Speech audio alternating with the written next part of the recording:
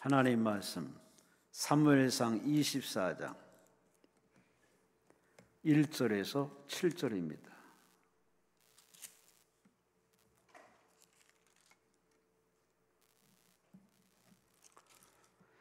(449페이지) 구약성경 사무엘상 24장 1절에서 7절 함께 있습니다.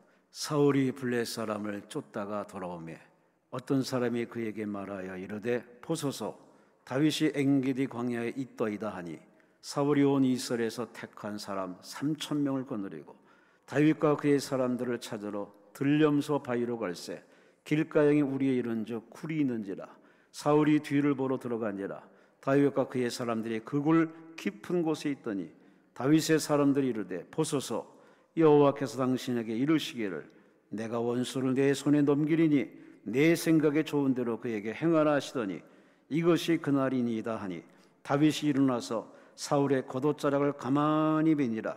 그리한 후에 사울의 옷자락 뱀으로 말미암아 다윗의 마음이 자기 사람들에게 이르되 내가 손을 들여 여호와의 기름 부음 받은 내 주를 치는 것은 여호와께서 금하신 것이니 그는 여호와의 기름 부음을 받은 자가 되매니라 하고 다윗이 말로 자기 사람들을 금하여 사울을 해하지 못하게 하니라.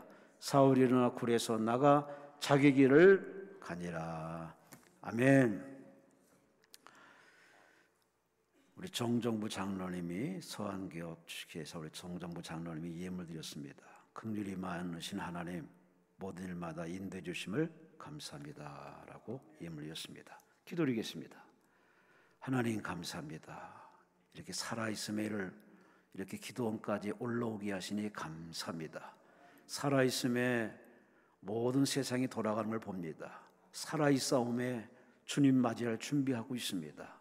살아있사움에 우리의 기회 주신 하나님 앞에 감사 감격함으로 가족을 돌아보고 친척을 돌아보고 주변을 돌아보고 내가 전도할 사람을 놓고 기도할 수 있는 은혜 주시고 봉사하고 섬길 사람을 찾아서 내 능력과 봉사하고 섬기게 하시고 부지런히 전도할 기회를 주신 하나님을 찬양합니다. 경배합니다. 주의 강림이 가까우니 주여 우크라이나 전쟁, 팔레스타인의 전쟁, 지구촌의 전쟁과 테러와 뒤숭숭한 소문들 이 말세의 징후 마태복음 24장에 약속한 징후들이 다 나타나고 있사오니 정신 차리게 하시고 한눈 팔지 말게 하시고 딴 생각 먹지 말게 하시고 더 기도하며 더 감사하며 더 기뻐하며 더 하나님 가까이에서 하나님과의 교제, 하나님과의 동행 잃어버리지 않도록 도와주옵소서. 오늘도 큰맘 먹고 결심하고 성령의 이끌림마다 이곳 강남금식기도원 하나님 앞으로 왔사오니 주여 보시옵소서. 주여 들으신 하나님 이제 허락하여 주옵소서. 무지함을 깨닫게 하시고 연약함에 강건함을 주시고 병든 자에게 치료를 주시고 소망하는 바가 이루어 주어서 역시 하나님은 산자의 하나님, 간구하 막힌 자에게 응답하신 하나님을 신이시는 하나님을 만나는 체험을 기대합니다. 아니 성령 충만, 재충만을 기대합니다. 부어지게 하여 주시옵소서. 올린 예물과 정성 받으시고 감사할 그 모든 삶을 감사로 표현하고 있사오니 더 큰 감사와 더 놀라운 감사로 채워내게 도와 주시옵소서. 주여 말씀하시고 은혜만 기대합니다. 하나님 부어지게 하여 주시옵소서. 감사하고 예수님 이름으로 간절히 축복하며 감사하며 기도리옵나이다. 아멘. 우리 하나님께 감사와 영광 말씀하십니다. 옆 사람과 인사하십니다. 하나님이 사랑하십니다.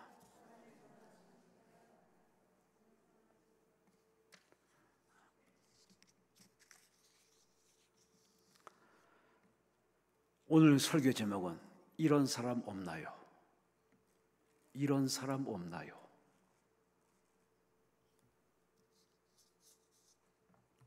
참 사람이 많습니다. 대한민국에 참 사람이 많습니다.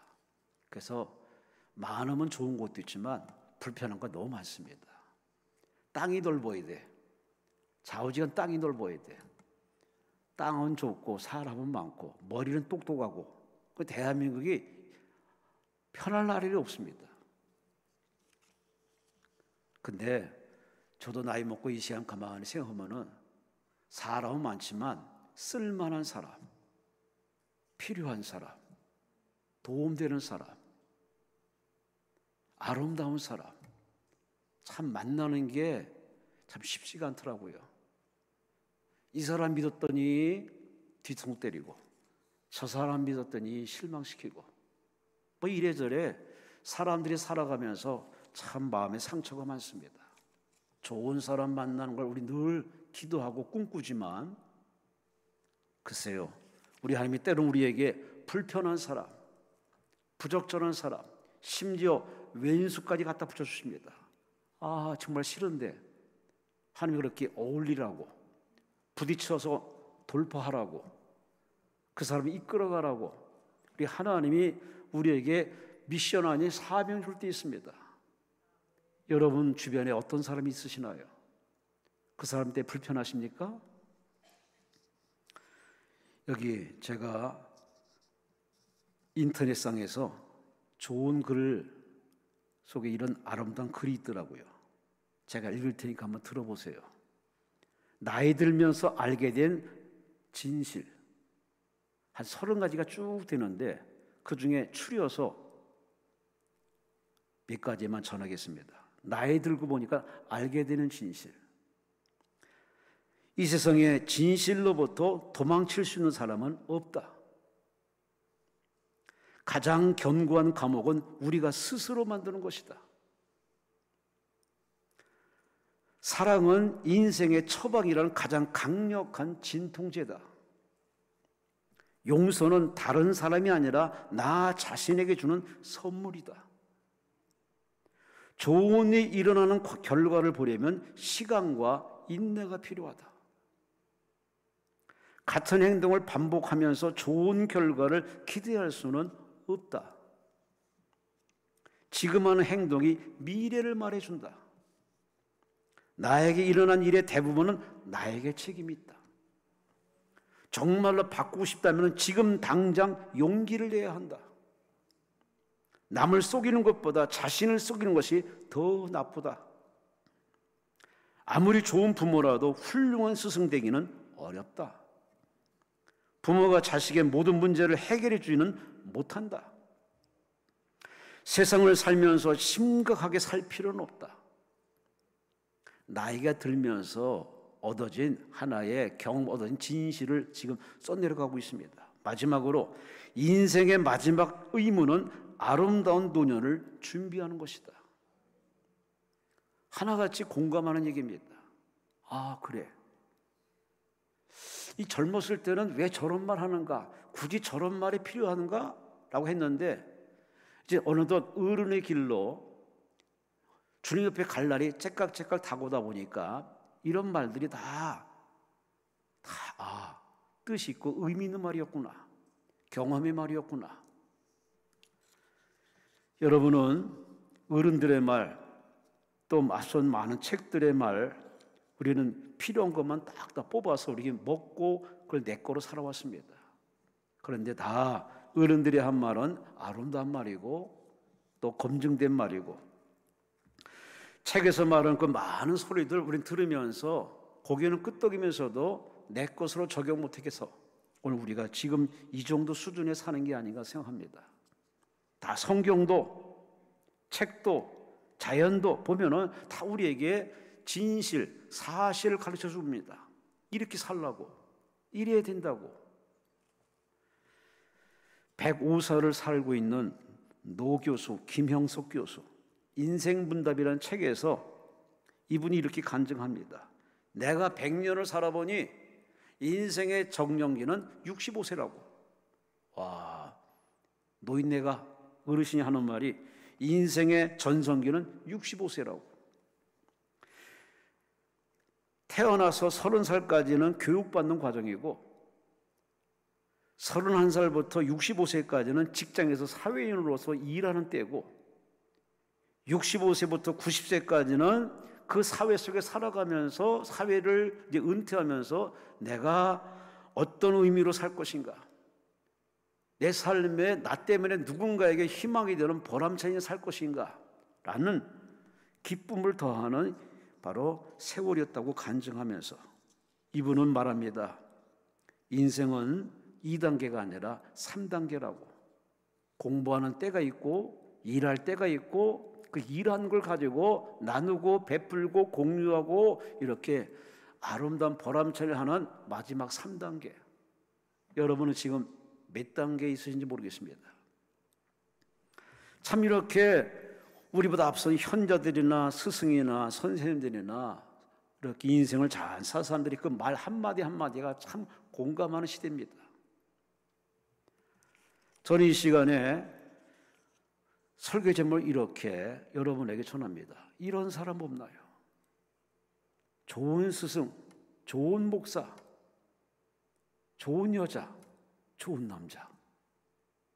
참 우리 만나길 꿈꾸는데 근데 뭐 이걸 알 수가 있나? 겪어봐야 알고 부딪혀봐야 알고 살아봐야 알기 때문에 그래서 우리는 참 나가지 내가 결정을 잘해야 되는데 제대로 해야 되는데 늘 반복된 이런 후회를 하고 갑니다. 하지만 이미 엎질러짐을 어떻게 하겠습니까? 인생을 탓하고 시대를 탓하고 하나님을 원망할 필요는 없습니다. 성경에 하나님은 어떤 분이냐? 안 되는 걸 되게 하시고 되는 걸 더 잘 되게 하시고 사람이 못하는 걸 할 수 있게 하시는 하나님이 바로 창조주 하나님이시니 따라서 결론적으로 보면 우리가 자기 삶을 부정하고 불평하고 원망하는 사람은 참 못난 사람입니다. 얼마든지 바꾸시는 능력자 하나님이 곁에 계신데 그분께 찾고 기도하면 그분이 다양한 방법을 도와주어서 나를 변화시키든 그 사람을 변화시키든 모두를 변화시키는 하나님의 임재가 있는데 우리 그 하나님 앞에 간절한 마음으로 가난한 마음으로 예전처럼 기도를 안 합니다. 어찌 보면 대부분 다 포기하고 삽니다. 싸우기 싫으니까 그냥 대충 포기하고 삽니다. 물론 이것도 하나의 방법이지만 그러나 성경적인 방법은 우리에게 그렇게 추구하지 않습니다. 고민이 있니? 염려 있니? 마음에 안 드니? 짜증나니? 힘드니? 내게 기도해. 내게 가져와. 할렐루야. 할렐루야. 그래서 우리에게 주는 가장 좋은 선물이 뭐냐? 바로 기도입니다. 내가 기도할 대상이 있다는 것, 듣는 분이 계시다는 것, 듣고만 있을 뿐만 아니라 직접 그분이 오셔서 천사의 손을 통해서 우리들에게 만져주시고 응답하시고 해결해 주시고 천국까지 인도하시니 이 좋은 하나님이 내 아버지, 우리 아버지, 이 좋은 아버지가 계신데 인상 피세요? 감사하세요? 오늘의 삶에 감사하며 사는 여러분 되시기를 주의 이름으로 축원합니다. 왜 서로를 이렇게 이야기하냐면 이 사람을 소개하려고 하나님이 찾는 사람, 하나님 마음에 드는 사람, 하나님이 쓰시기에 합당한 이 사람, 바로 본문의 주인공 다윗을 얘기합니다. 성경에 다윗의 얘기가 참 많은데 이 인터넷상에서 다윗을 어떻게 소개할까라고 두드려봤습니다. 그랬더니 이렇게 소개합니다. 다윗의 뜻은 사랑받는 자. 일개 목동에서 이스라엘의 가장 위대한 왕이 되어 모범적인 신앙 신정 정치를 시행한 하나님 마음에 합한 자. 유대 땅 베들레헴에서 2세 8 아들 중에 막내로 태어나 어린 시절부터 아버지 양을 치며 자연 속에서 하나님의 오묘한 섭리를 깨달으며 위기 순간마다 하나님을 의지하는 깊은 신앙을 가진 사람. 하나같이 이런 면에 저런 면에 어찌 보면 본이 되는 사람, 리더가 되는 사람, 모델 되는 사람, 바로 다윗을 이렇게 소개하고 있어요. 저는 이 시간에 이 다윗이라는 사람을 통해서 하나님은 이런 사람 없을까라고 이렇게 찾아보는데 정말 사람은 많은데 인간은 많은데 하나님의 마음에 속던 사람이 없어. 내가 누굴 보낼까? 그런데 오늘 보석 같은 사람을 하나님이 소개해 줍니다. 바로 다윗입니다. 사랑받는 자. 하나님께 사랑받고 백성들의 사랑받고 모든 사람들이 따르고 싶은 사람. 미국의 위대한 대통령 링컨처럼 그야말로 따르고 싶은 사람, 존경하고 싶은 사람, 오늘 다윗을 소개합니다. 근데 오늘 본문의 무대는 그가 왕이 된 위치에서 소개한 내용이 아닙니다. 그는 지금 도망 다니고 있습니다. 누구한테? 블레셋이라든지 주변 가나안 민족들에게 쫓겨다니는 신세가 아니라 희한하게도 자국민의 왕이었던 이스라엘 초대왕 사울 왕이 죽자 사자 그렇게 쫓아다닙니다. 쫓아다니는 이유는 뭐냐? 죽이려고 합니다. 이유는 하나입니다. 아직 왕은 사울 왕인데 백성들이 사울 왕을 별로 좋아하지 않습니다. 사울 왕 인기가 자꾸 떨어집니다. 심지어 백성들의 마음은 완전히 돌아섰습니다. 떠오르는 세대, 바로 다윗에게 마음이 흠뻑 빠졌습니다. 그 다윗을 칭찬하기를 사울이 죽인 자는 천천히요, 다윗이 죽인 자는 만만이로다. 실력으로나 열매로나 모든 면에 그야말로 본받을 이 나라 이스라엘을 통합할 수 있는 나라, 유일한 나라, 바로 왕은 다윗이다. 백성들의 마음이 다 기울어졌습니다. 이것 또한 하나님이 허락하신 바로 현상입니다. 이래저래 사울왕은 그야말로 궁지에 몰리기 시작했습니다. 백성들이 마음이 떠나죠. 신하들도 설왕설래하죠.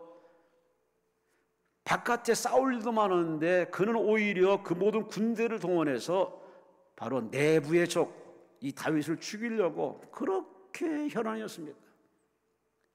아니, 왕이란 작자가 국가를 이렇게 지키고 치안을 담당하고 백성들을 편하게 해야 그게 왕이지. 이 왕은 왕으로 자기를 이미 상실한, 바로 버림받은 지금 그 꼴이 났습니다. 저가 하나님 앞에 순종살했던 초기의 왕 때는 사랑받았지만 점차 인기가 올라가자마자 그가 탈선하고 하나님 말씀에 불순종해서 그는 하나님께 버림받았자 하나님이 떠나버리고 그 빈자리에 악령이 들어와서 저는 육의 사람이 아니라 악령의 사람이 돼가지고 아이고, 하나님 앞에 순종하기는 아예 물 건너갔고 백성도 돌아올 마음이 요만큼도 없고 심지어 그는 군대와 힘을 동원해서 자기의 자리만을 지키려는 참 옹졸한 사람, 치졸한 사람, 백해무익한 사람. 마치 신약 성경에 가룟 자에게 하나님이 하시는 말씀이 차라리 태어나지 말았을 걸. 그럴 정도로 이 사람은 궁지에 몰려 있습니다. 그런데 이렇게 사울 왕이 이렇게 다윗을 죽이려 적에 다윗은 도망다니 급합니다. 이리 가도 저리 가도 도망갈 데가 없습니다. 그래서 엔게디 광야에 도망다니다가 한 굴이 보여서 자기를 따르는 부하들과 함께 그 굴에 숨어 있었습니다. 그런데 희한하게도 그를 그 굴로 하나님이 인도하십니다. 저가 용변을 보는지 그는 뒷일을 보기 위해서 그 굴에 가서 시원하게 그렇게 이를 보고서 있는데 그 굴 깊숙이에 다윗이 부하들과 딱 지금 숨죽이고 있습니다. 바로 이때 다윗의 부하로서 따르는 사람이 왕이여, 다윗이여, 찬습니다. 하나님 찬습니다. 죽이소서, 목을 잘라버리소서. 더 이상 도망다니지 마시고 한 칼에 끝냅시다.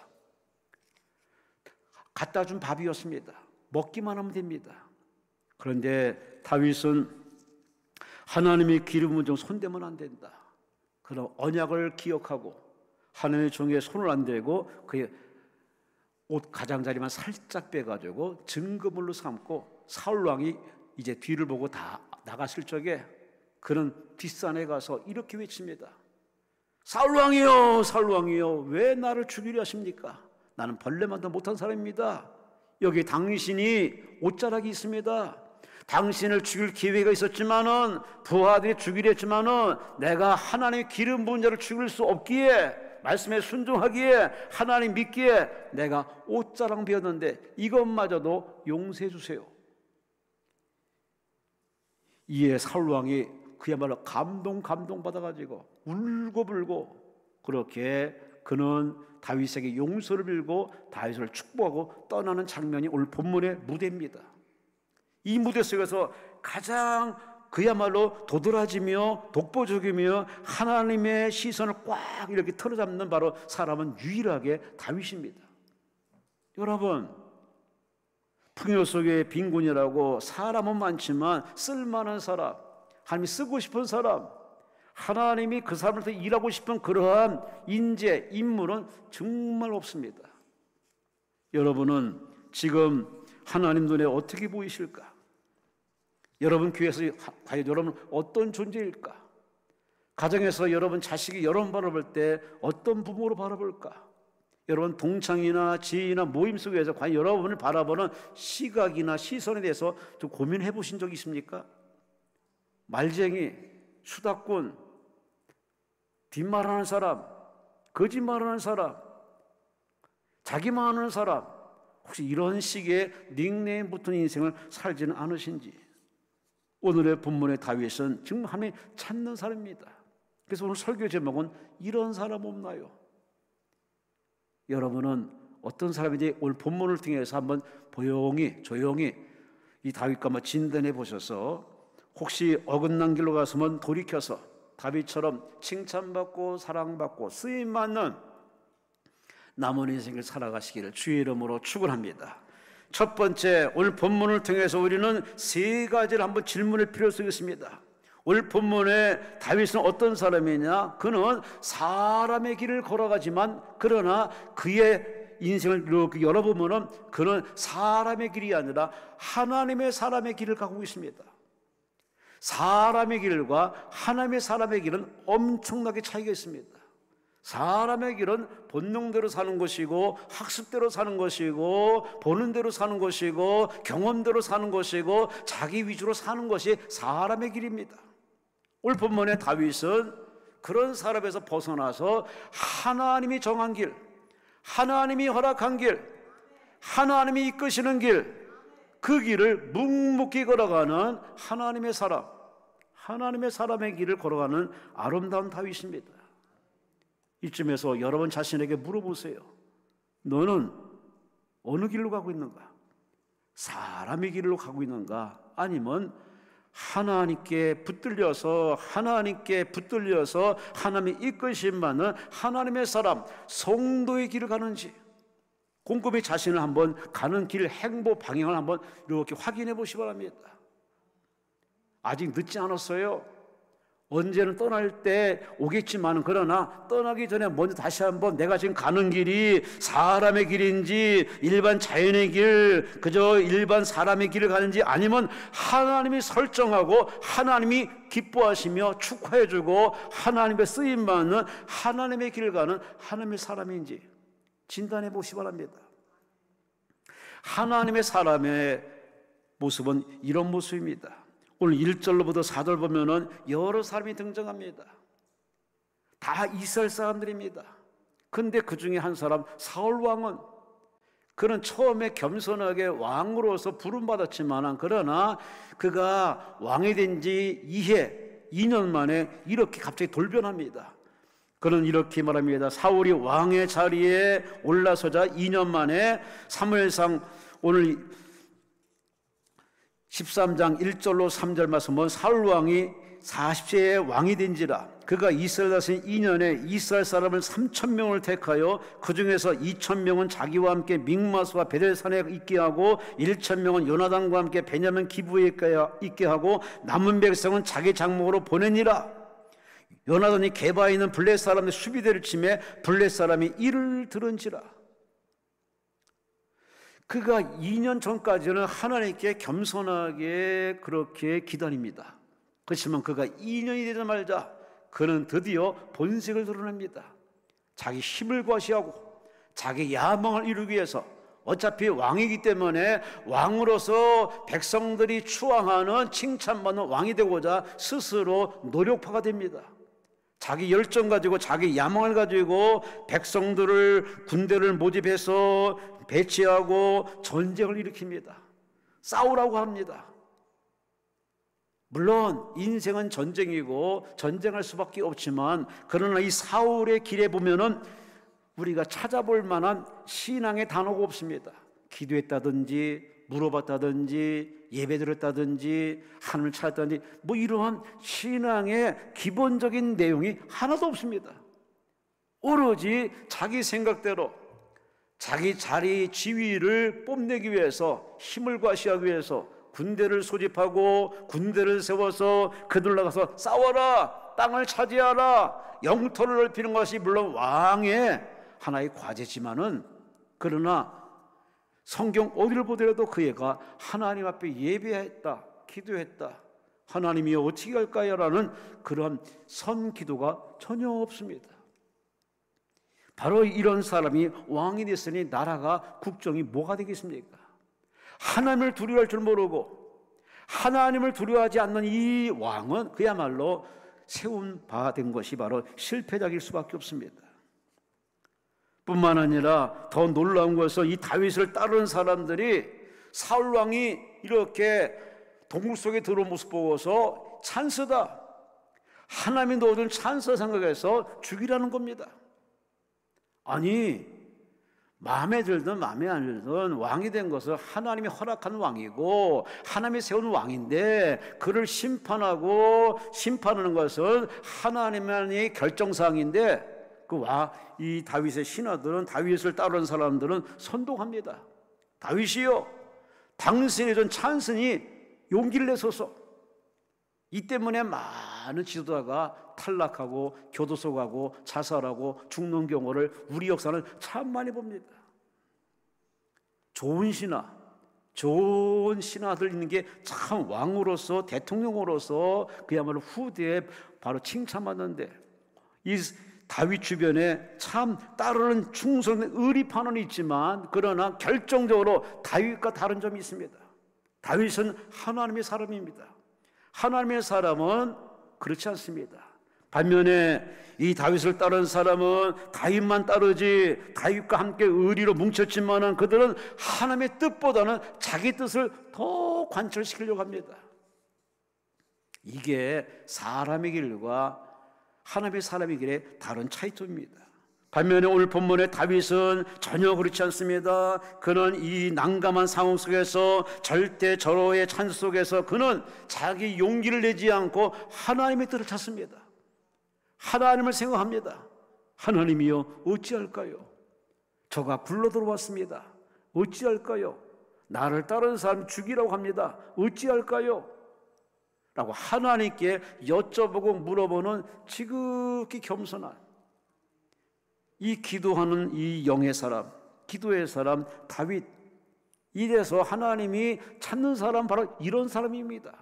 머리 믿고 실력 믿고 백그라운드 믿고 자기 집안 믿고 그렇게 거들먹거리는 사람은 하나님이 진짜 싫어합니다. 예수님이 택한 제자들 가만히 보세요. 그 잘난 그러한 실력파들은 별로 없습니다. 아니, 없습니다. 하나님이 쓰시는 인물들보다 하나같이 실력을 과신하고 자기를 자만하는 사람은 다 밀어냈습니다. 우리 하나님 그렇다고 실력 없는 사람, 문제 있는 사람, 그런 사람을 좋아한다는 얘기가 아닙니다. 자기 스스로 자기가 주인 행세하는 사람 하나님이 정말 싫어합니다. 내가 힘이 있지만 힘을 절제할 줄 알고, 내가 가졌지만은 주변을 돌아볼 줄 알고, 내가 앞서가지만은 주변 사람들과 불협화음을 일으키지 않는 이런 사람, 중용을 지키는 사람, 자기 위치를 지키는 사람, 그 사람이 누구냐? 다윗입니다. 오늘 본문 10절에 보세요. 오늘 여호와께서 굴에서 왕을 내 손에 넘기신 것을 왕이 아셨을 것이니이다. 어떤 사람이 나를 권하여 왕을 죽이라 하였으나 내가 왕을 아껴 말하기를 나는 내 손을 들어 내 주를 해하지 아니하리니 그는 여호와의 기름 부음을 받는 자이기 때문입니다. 이게 바로 다윗이 사울 왕을 죽일 수 없는 결정적 이유를 하나님의 뜻에 두고 있습니다. 여러분 한번 물어봅시다. 여러분 어디에 뜻을 두고 사십니까? 대한민국이십니까? 이 땅이십니까? 그건 대한민국 사람이고 이 땅의 사람입니다. 그렇다고 우리가 대한민국 사람을 부정하는 건 아니지만, 대한민국 사람으로, 이 땅의 사람으로 안주할 것이 아니라 우리는 우리 가야 할 본향, 저 천국, 하나님 나라에 두고 사는 영의 사람이기 때문에, 부름받은 사람이기 때문에, 그러니 거기다 뜻을 두고 거기다 목적을 두고 거기에 방향을 설정해서 늘 그분을 의식하고 사는 것이 바로 하나님이 찾는 사람. 이 땅에 교회도 많아요. 직분 받는 사람 어마무시하게 많습니다. 목사도 많고 성경책도 많고 기독교 방송도 많고. 그러나 하나님을 찾는 사람 얼마나 될까?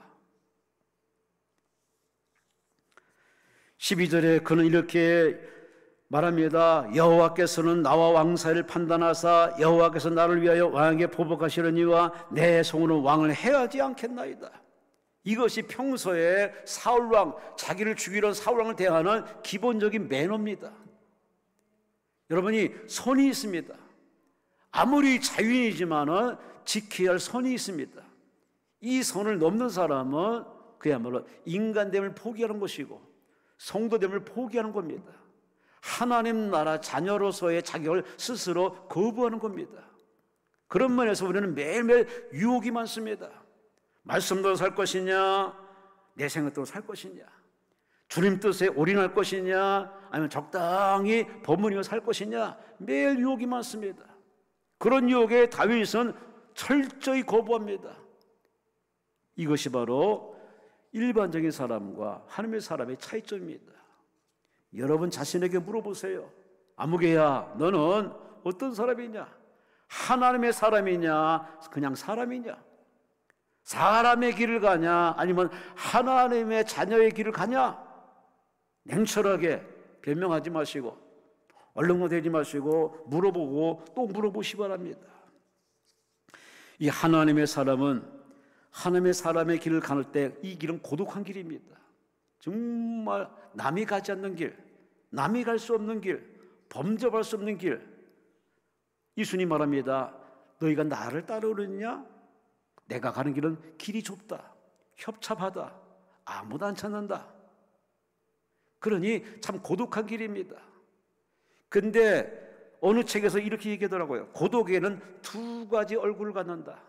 첫째, 내 자신을 깊숙이 만나는 시간이고, 무엇보다도 하나님과 함께하는 아름다운 시간이다. 멋있는 표현입니다. 고독, 신앙의 고독, 환경의 고독, 군중 속의 고독. 그런 고독은 바로 내 자신을 살피는 거죠.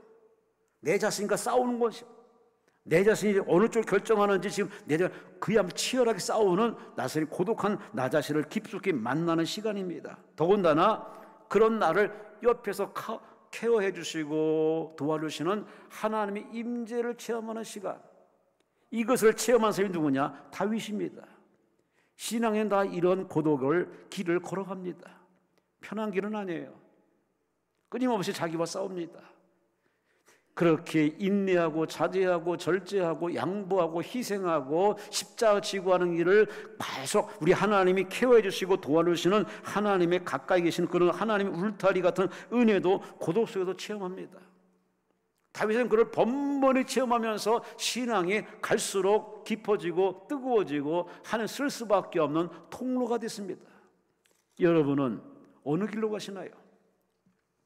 시편 91편 14절에 이렇게 하나님이 축복해 주십니다. 하나님이 이르시되 저가 나를 사랑한즉 내가 그를 건지리라. 그가 내 이름을 안즉 내가 그를 높여주리라. 그가 내게 간구하려니 내가 그에게 응답하리라. 그들이 환난 당할 때 내가 그와 함께하며 그를 건지고 영화롭게 하리라. 내가 그를 장수하게 함으로 그를 만족하게 하며 나의 구원을 그에게 보여주리라. 아멘, 아멘. 하나님과 노선이 같은 사람, 하나님 앞에 거룩한 코드를 맞춘 사람, 하나님의 사람으로 당당히 거기 고독한 길을 걸어가는 사람, 이 다윗에게 하나님이 이렇게 어마무시한 축복을 약속합니다. 축복 아무나 받는 게 아닙니다. 응답 아무나 받는 게 아닙니다. 천국 아무나 가는 게 아닙니다. 하나님의 사람, 회개해서 구원받은 사람, 예수 믿는 사람, 이 사람만이 가는 곳이 천국. 할렐루야. 그러면 이 땅에 살면서도 여러분이 이 하나님과 소통하며 은혜 받고 지원받아서 당당하게 멋지게 아름답게 그렇게 살기 위해서는 여러분이 다윗처럼 자기 정체성을 깨달아서 나는 사람이지만 하나님의 사람이다. 나는 사람이지만 하나님 택함 받은 주의 자녀고 주의 신부고 왕 같은 재상이다. 할렐루야, 할렐루야. 이 땅에서 직장생활로 사업하지만 그러나 나는 주의 일을 하는 일꾼이다. 그러나 자기 정체성을 여러분이 잊지 마시고 거기에 걸맞는, 거기에 결이 있는, 그런 결의에 맞는 아름다운 삶을 살아가시기를 주의 이름으로 축원합니다. 두 번째로 오늘 본문은 하나님이 이런 사람 없을까라고 찾아봅니다. 두 번째, 하나님이 이런 사람을 찾습니다. 바로 다윗 같은 사람. 다윗은 바로 어떤 사람일까? 성숙한 인격의 사람입니다. 나이 먹었다고 사람인가요? 배웠다고 사람인가요? 좋은 집에 좋은 차 타고 다닌다고 사람일까요? 물론 낳았기 때문에, 수고했기 때문에 그런 걸 누리겠지만, 그러나 사람을 가만히 뜯어보고 가만히 상대해보면 그 사람의 인격이 다 드러납니다. 그래서 함께하고 싶은 사람, 함께 걸어가고 싶은 사람, 함께 살고 싶은 사람, 평생을 함께하고 싶은 사람들의 어떤 것이 자기마다 이렇게 설정이 되고 판단이 섭니다. 여러분은 과연 이런 아름다운 그러한 성숙한 인격을 가진 사람들이 주변에 있나요? 아니, 다른 사람에게 여러분이 그렇게 공감이 되고 배려가 되고 은혜가 되고 영향력이 되고 리더가 되고 그야말로 나 때문에 그 사람이 웃을 수 있는 그런 좋은 인격의 사람으로 살아가시는지. 5절 6절에 보면은 사울의 옷자락을 뱀으로 말미암아 다윗의 마음이 찔렸다고 그랬습니다. 이게 바로 일반인과 하나님의 사람의 차이점입니다. 일반인과 기도하는 사람의 차이점입니다.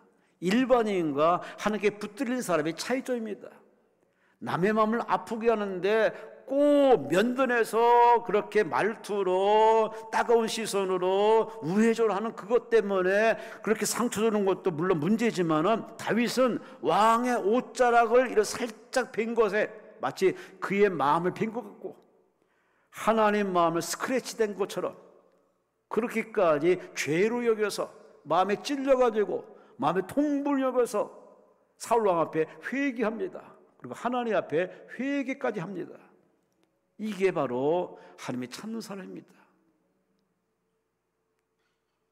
우리는 우리 사회가 옛날보다 확실히 나아졌습니다. 문화나 예술이나 모든 면에 훨씬 나아졌습니다. 근데 언제부턴가 어른하기를 못같이 합니다. 선생하기를 못같이 합니다. 사람하기를 못같이 합니다. 심지어 애들 대화가 뭔지 아십니까? 야, 나 몇 평에 사는데 너 몇 평에 사냐? 어떤 분이 여행 갔는데 여행 간 사람들끼리 이렇게 얘기 나누는데 나 강남에서 왔는데 어디서 왔어요? 아이고, 그 여행 가는 그 여행 자락에서도 강남 타령하고 아이고, 도대체 왜 그러나 몰라. 강남은 뭐 천당 가나? 그 나이 먹은 사람, 낯살 먹은 사람이 왜 이렇게 매너 없고 품격 없고 윗뜨거 없고 뭔가 공감 없는 어떻게 막 사는지 몰라. 그럼 그 아버지, 그 부모의 그 자식은 뭐 더 하지 뭐. 너 몇 평에 사냐? 우리 아버지 이런 차인데 네 아버지 무슨 차 타냐? 이게 일상의 대화랍니다. 아이고, 좀 어떻게 하면 좋아? 심지어 개 고양이도 그 옷, 개 고양이가 문제가 아니라 그 입힌 옷, 그 명품인가 아닌가, 그것이 논해지는 세상입니다. 어떻게 하면 좋아?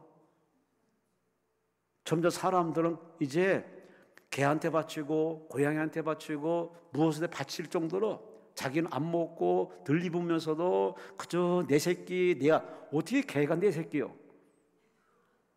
그렇게 입히고 심지어 뽀뽀까지 해야 되는 거 보면 저는 너무 경악하겠습니다. 아니, 뽀뽀할 때가 따로 있지. 어디 개하고 이렇게 수시로 뽀뽀하고. 제가 그 남편 표정을 봤습니다. 얘기 안 하겠습니다. 그런 면에서 참 다윗은 참 독보적인 사람, 보석 같은 사람, 정말 닮고 싶은 사람, 이런 사람 내 주머니에 넣고 싶을 정도로 정말 아름다운 사람이에요. 16절에서 21절 말씀에 이런 다윗의 행보를 보고, 아니 14절에 이 다윗이 이 사울 왕이 이렇게 얘기합니다. 이 사울 왕이 누구를 따라다니며 누구를 쫓습니까? 나는 죽은 개나 벼락을 쫓은 같이 나는 벼룩이요 나는 개입니다. 그러니 나를 상대하지 마시고 국정운영 잘하세요. 왕이요 나는 아무것도 아닙니다. 자기를 격화시켜서 왕을 추대하는 이 다윗왕, 이 다윗의 인격, 이거는 아첨하는 말이 아닙니다. 평소에 그렇게 윗사람을 존중하고 하나님 기분은 주의 종을 존중하는, 할렐루야, 할렐루야. 여러분 그렇게 사세요? 그렇게 사십니까? 이런 모습 앞에 사울 왕이 감동합니다. 16절 21절에 이렇게 감동합니다. 그가 다윗아 이게 네 목소리냐? 소리 높여 울며 다윗에게 말하되 나는 너를 학대하되 너는 나를 선대하니 너는 나보다 의롭구나. 네가 나 선대한 것을 오늘 나타냈으니 하나님께서 나를 내 손에 넘겼으나 네가 나를 죽이지 아니했도다. 사람이 그의 원수를 만나면 그를 평안히 가게 하겠느냐? 내가 오늘 네게 행한 일로 말미암아 여호와께서 네게 선으로 갚으시를 원하노라. 보라 나는 네가 반드시 왕이 될 것을 안다. 이스라엘 나라가 내 손에 견고히 설 것을 나는 안다. 드디어 말하고 싶지 않은 얘기를 다 털어놓습니다. 자기 다음에 왕이 될 것은 다윗밖에 없다는 것을 알고 인정하지만 싫었던 겁니다. 그런데 이 위기 속에서 그가 목숨이 살아나자마자 사울 왕은 다윗 앞에 엉엉 울면서 어린아이처럼 고맙다 내 아들아 고맙다 고맙다 울고불고 하면서 너는 왕이 될 자격이 있다 말합니다. 여러분, 사람을 공감하는 것, 사람을 울리는 것 말로 되는 줄 아십니까? 안 돼요.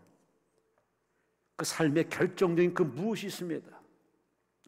다 좌양자우양우 이성대로 생각대로 그렇게 세상 방법대로 살아가는 그렇게 많은 사람 가운데 유독히 거북이처럼 아날로그가 돼가지고 천천히 배려할 줄 알고 양보할 줄 알고 기다릴 줄 알고 들을 줄 알고 잠잠히 참아내면서 그리고 소리 없이 이름 없이 그렇게 위하는 마음이 보여주는 순간 그야말로 울컥할 수밖에 없습니다.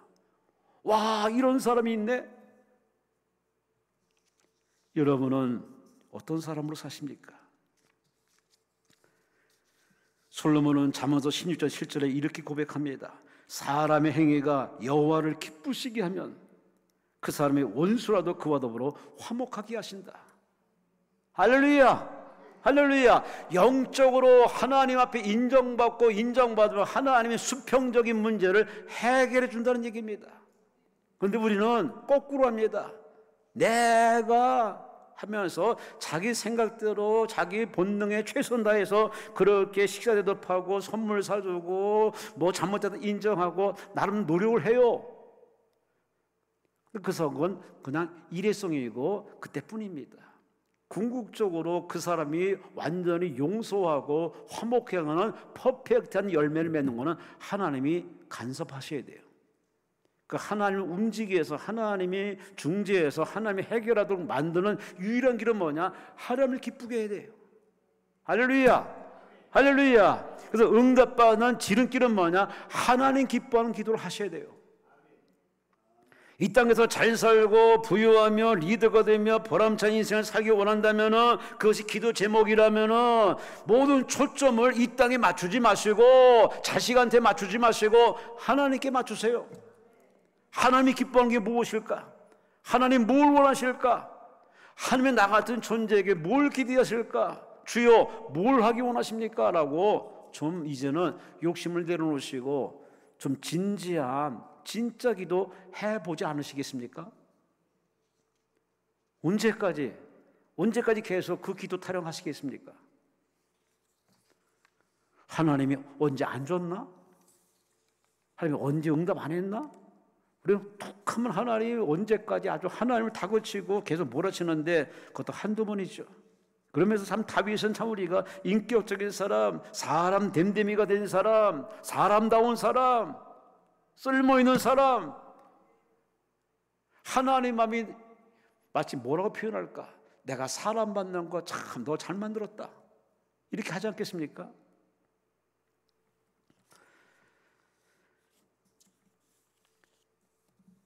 이렇게 다윗이 이렇게 인격적인 사람, 성숙한 인격의 사람의 길을 쭉 걸어갈 수 있는 것은 다윗이 선천적인 유전자가 좋아서 그런 게 아닙니다. 성경은 그 이유를 설명합니다. 사무엘상 16장 12절 13절에 이렇게 설명합니다. 다윗을 데려오매 그의 빛이 붉고 눈이 빼어나고 얼굴이 아름답더라. 여호와께서 이르시되 이는 그니 그 일어나 기름을 부으라 하시는지라. 사무엘이 기름 뿔병을 가져다가 그의 형제 중에서 그에게 부었더니 이날 이후로 따라합시다. 다윗이 여호와의 영에게 크게 감동되니라. 아멘, 아멘. 그는 막내로 태어나서 아버지 양을 치는 목동입니다. 지극히 평범한 사람이에요. 그런데 그가 사무엘 앞에 불러서 왔더니 사무엘이 그에게 기름 붓습니다. 외모는 본문에 보니 빛이 붉고 눈이 빼어나고 얼굴이 아름답더라. 여기까지는 그래도 우리가 참 이쁜 사람이구나 하는데 그의 전체의 모습을 그닥 그렇게 흠모할 구성은 별로 없습니다. 그런데 문제는 하나님이 그에게 기름 받자마자 성령이 그에게 임하십니다. 성령 충만이 임합니다. 성령이 임하십니다. 아멘 할 때까지 성령이 임하십니다. 하나님의 영이 감동하십니다. 성령이 임하십니다. 성령 충만한 그때부터 성령 충만하는 은혜의 감동 강권을 말며 그는 하나님 보호 속에서 키워지고 단련되어지고 케어받고 다듬어지고 세워져가는 그야말로 쓸모있는 그릇으로 쭉 성장해 갑니다. 그리고 지금 그가 이렇게 훌륭한 인격으로 당당히 서서 하나님 눈에 콕 찍을 수밖에 없는 인물이 된 것은 스스로의 힘도 물론 노력도 있지만 그러나 거기에 플러스 하나님의 은혜가 더해진 겁니다. 그래서 예수님이 우리에게 말합니다. 얘야, 성령 충만받아라. 성령 받아라. 제가 그렇고 하나님 믿는 사람 보면 다 하나같이 그냥 교회 나와서 예배드려서 말씀에 은혜 받는 감동, 감격은 하나의 시작입니다. 신앙생활 지속적으로 뜨겁게 소통하며 동행하며 쓰임만을 영적 전사의 리더로 살아가는 유일한 바로 에너지는 뭐냐? 위로부터 성령이 부어져야 됩니다. 성령 충만해야 됩니다. 사울이 바울로 변화된 것은 노력의 힘이 아니라 성령이 부어짐에 그야말로 위대한 사도가 된 거예요. 성경의 모든 다 같은 얘기입니다. 그런 예배드린 것으로 만족하지 말고 은혜 받은 것도 만족하지 말고 이제 우리 기도의 궁극적인 바로 기도 제목은 이겁니다. 주여 그 약속한 성령을 내게도 부어주소서. 다윗이 다윗 된 사람처럼 사울이 바울 된 것처럼 시몬이 베드로 된 것처럼 아브라함이 아버지의 길을 걸어간 것처럼 야곱이 이스라엘 된 것처럼 다윗이 다윗 된 것처럼 나도 그렇게 하늘 쓰임많은 그릇 되게 하옵소서. 사람이 숨기고 변장하고 아무리 하더라도 언젠간 들통납니다. 인격이 들통납니다. 그의 본 구석이 들통납니다. 다윗은 털어도 먼지 날 구석이 없어. 왜? 늘 하나님과 소통하고 동행하고 하나님을 충만하고 성령으로 충만하기 때문에 어디 가든지 도움되는 사람, 유익한 사람, 본받고 싶은 사람, 함께하고 싶은 사람으로 우뚝 서서 끌고 나가고 있습니다. 여러분이 그렇게 살고 싶지 않습니까? 그렇게 사셔야죠. 얼마나 살겠다고. 마지막으로 다윗은 그는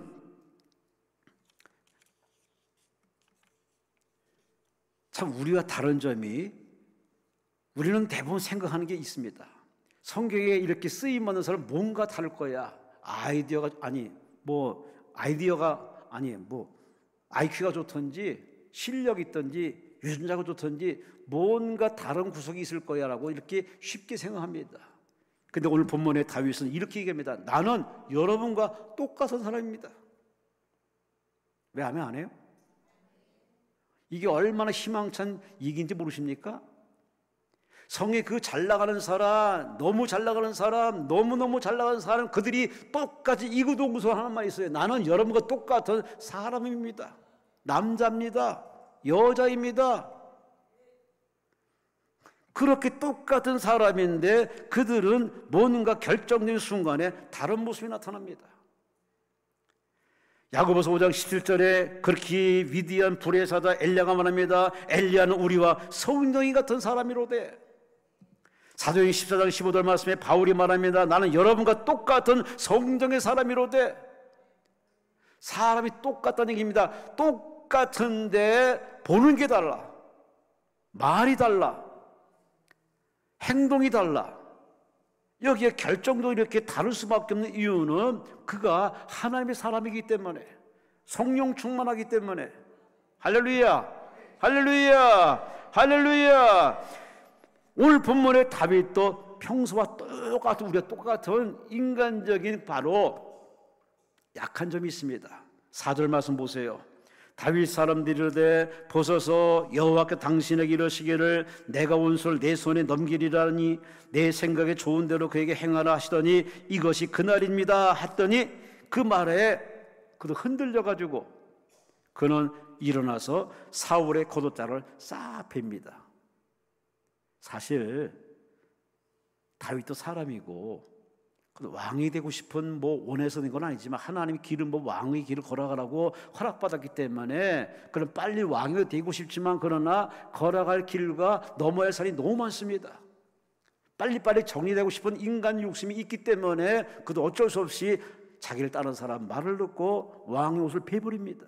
이게 인간 다윗입니다. 별 수 없는 인간.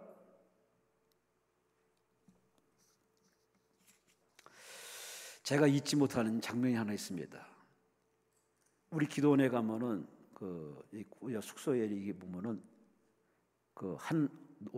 하얀 모자 쓴 할머니가 있을 겁니다. 할머니가 아니에요. 취자실 목사님이십니다. 오살리 기도원, 여의도 교회, 그리고 이 기도원까지 세우신 바로 아드님과 여기 세우셨지만은 바로 취자실 나는 할렐루야 아줌마였다는 위대하신 목사님이십니다. 어느 날 그분이 저한테 너 나하고 부흥회 가자. 예? 아니 노 할 수 없고 어른이 하는 말이 예 가죠. 갔어요.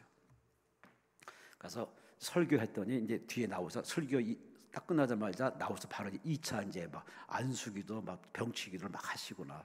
아주 뜨겁게 막 한 다음에 이제 숙소에 들어왔는데 그렇게 카리스마 넘치고 에너지가 넘치고 불같은 그런 여종이 딱 수에 들어오니까 수행하신 분들이 마사지하고 주물르고 그 인간 모습을 제가 옆에서 지켜보면서 사람이셨구나, 인간이었구나. 그 최혜슬 목사님이 여기 이 기도원에 계셨을 때에 저 식당 자리에서 점심 먹고 나서 수박을 이렇게 나눠주면서 수박을 먹었더니 씨를 이제 뱉어야 되잖아요. 씨를 뱉으랬더니 먹어. 그거 먹으면 좋은 거야. 다 씨를 아작아작 씹어서 그냥 꿀꺽 삼켜. 그러면 다 장이 청소가 되고 참 좋은 거니까 뱉지 마라. 그래서 그 어르신 앞에서 어떻게 이게 뱉을 수도 없고 그래서 그냥 똑같이 씹어가지고 막 삼키고 막 그랬어요. 제가 이 말씀 드린 이유는 그렇게 강대상에서 하얀 모자 쓰고 춤추도 막 천사 같은 모습으로 그렇게 병자를 치료하고 기적이 나타난 그러한 아주 영적 거성이지만 강대상에 내려가면요 별 수 없는 여자, 할머니, 마사지 받아야 되고 수박씨까지 먹어야 되고 너무 인간의 모습 앞에서 사람이셨구나. 물론 사람을 알지만 막상 현실에 부딪히고 나서 사람이구나. 다윗도 똑같이 그가 하나님 이렇게 참 조명을 비춰주니까 위대하고 멋있어 보이고 훌륭하고 거대해 보이지만 그도 결정적인 순간에 그도 툭툭 튀어나옵니다. 어떤 모습이 인간 냄새, 인간 티가 나요. 왜 그럴까요? 사람이니까.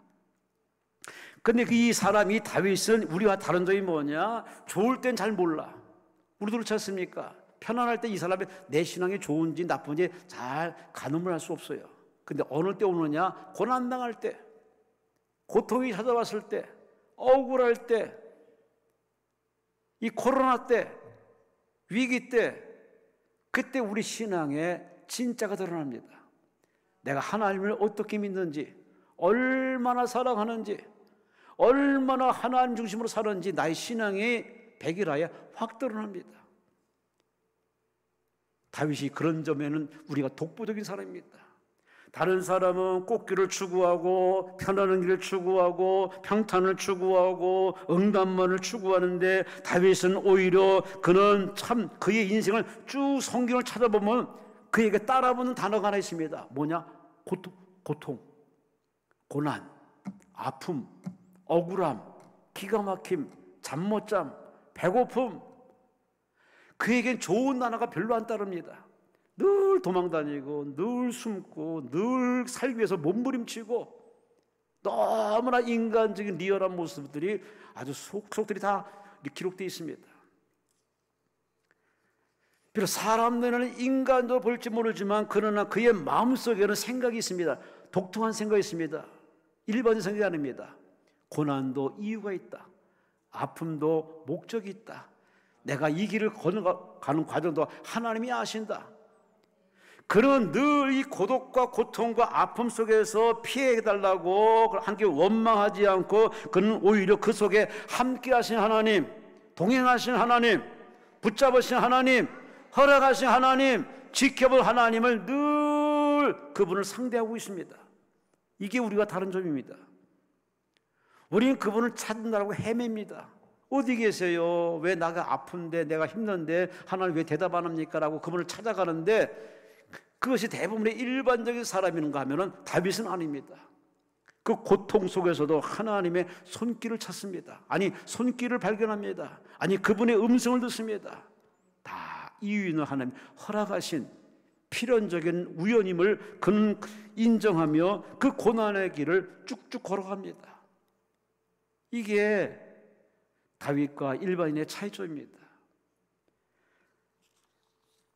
다윗은 그러면서도 늘 그는 좋은 거, 안락한 거, 쉬운 거, 원하는 걸 찾지 않고 하나님의 뜻이 무엇일까?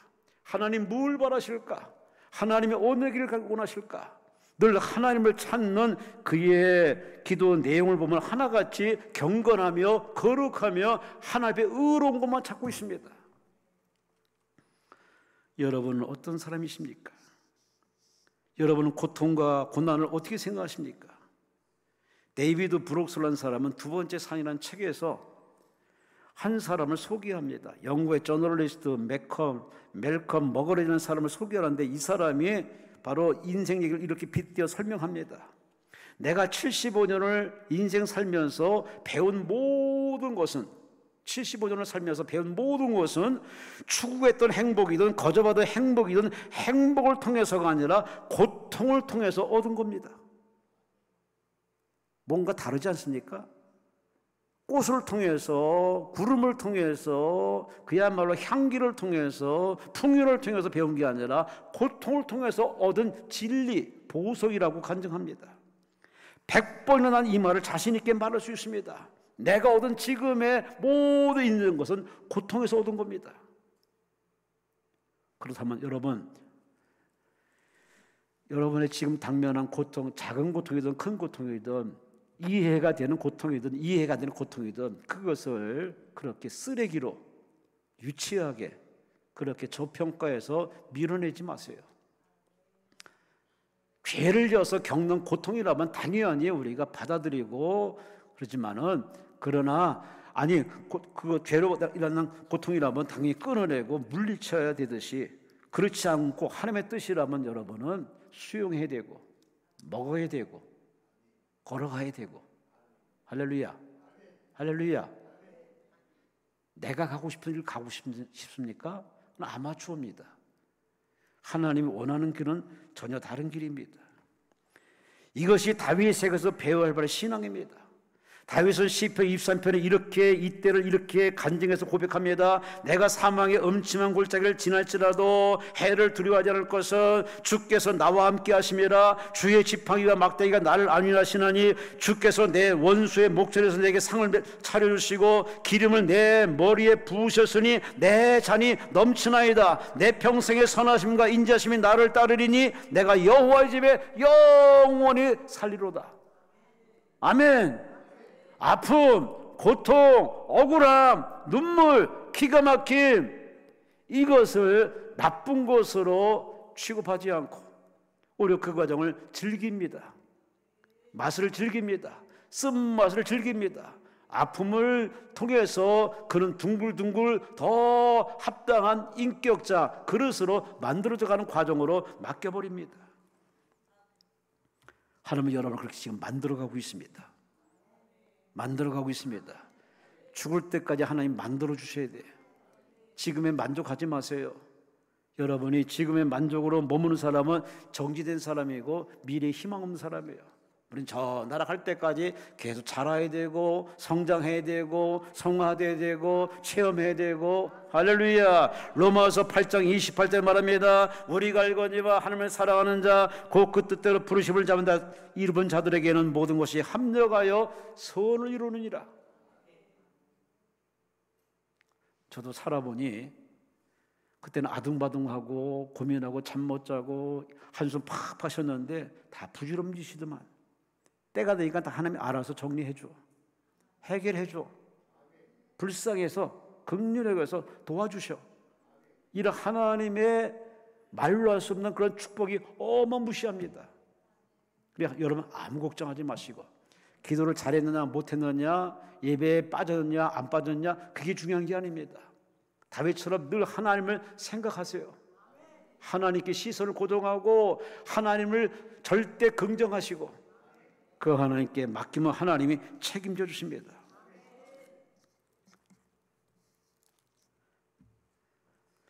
결론을 맺어줍시다. 다윗의 얘기를 통해서 우리는 내가 뭘 바라고 사는지, 나는 과연 성숙한 인격의 사람의 길을 가고 있는지, 나는 하나님의 사람의 길을 가고 있는지 한 번쯤 다윗과 이렇게 견주어 우리를 진단해 봤습니다. 결론적으로 이야기를 맺겠습니다. 다윗의 인생을 이렇게 성경은 마무리를 져줍니다. 여러분 시작도 좋고 과정도 좋지만 마무리가 더 좋아야 돼요.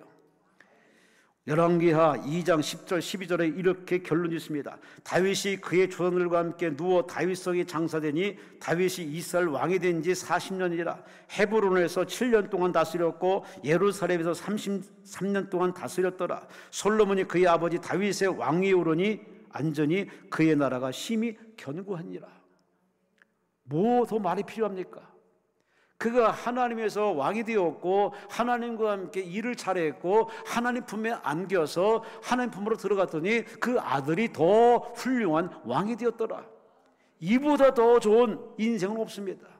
이보다 더 아름다운 인생은 없습니다. 구차한 인생 무슨 말이 필요합니까? 하나님과 함께 살았고 하나님께 쓰임받고 하나님 품에 안겼으니 그것이 끝나지 않고 그 아들 대가에 축복이 넘어갔으니 이보다 더한 인생이 어디 있습니까? 거기다 한술 더 떠서 성경이 이렇게 소개합니다. 다윗의 인생을 사도행전 13장 21절 23절에 이렇게 소개합니다. 하나님 베냐민 지파 사람 기스의 아들 사울을 40년간 주셨다가 폐하시고 다윗을 왕으로 세우시고 증언을 이르시되 내가 이새의 아들 다윗을 만나니 내 마음에 맞는 사람이라 내 뜻을 다 이루리라 하시더니 하나님이 약속하신 대로 이 사람이 후손에서 이스라엘을 위하여 구주를 세우셨으니 곧 예수라. 아멘. 아멘. 다윗의 혈통을 통해서 예수가 탄생했다. 이 땅에 오실 예수가 바로 연결되는 인생, 그게 다윗의 인생입니다. 여러분 아주 멋진 인생, 아름다운 인생, 그야말로 행복한 인생을 살다 간 사람이 다윗입니다. 여러분 어떻게 살고 싶습니까? 어떻게 살려고 여러분 시간 투자하고 몸부림치십니까? 부질없는 생활 다 청산하시고 다윗처럼 여러분도 하나님의 사람으로 자기 정체성을 깨달아서 하나님이 열어놓은 길을, 하나님이 이끄는 길을 걸어가세요. 그 길이 좁든 협잡하든 십자가 지는 길이든 자기를 부정하든 그 길을 걸어가세요. 그 길이 사는 길입니다.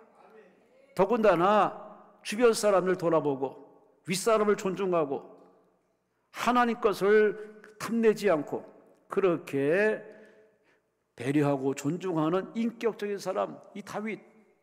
여러분도 주변 사람 앞에 해치는 사람, 걸림돌, 민폐되는 사람 되지 마시고 도움이 되고 유익이 되고, 할렐루야, 할렐루야, 나눔이 되고 나 때문이라도 사람이 자살을 포기하고 살겠다는 희망이 됐다면 정말 잘 사는 사람이고, 무엇보다도 다윗처럼 내게 주어진 어떤 것이든 긍정으로 해석하시고 복음으로 해석하시고 하나님 주신 선물을 생각해서 고난도 하나님 주신 축복이라고 다 받아들여서 잘 소화해서 행복하세요. 건강하세요. 많은 사람들에게 여러분 때문에, 저와 여러분 때문에 예수께로 돌아오고 하나님께 돌아오는 아름다운 열매 맺는 그런 6월달 남은 인생 되시기를 주의 이름으로 축원합니다. 주의 이름으로 축원합니다. 다 함께 주여 3차만 통솔 기도합니다. 주여, 주여, 주여.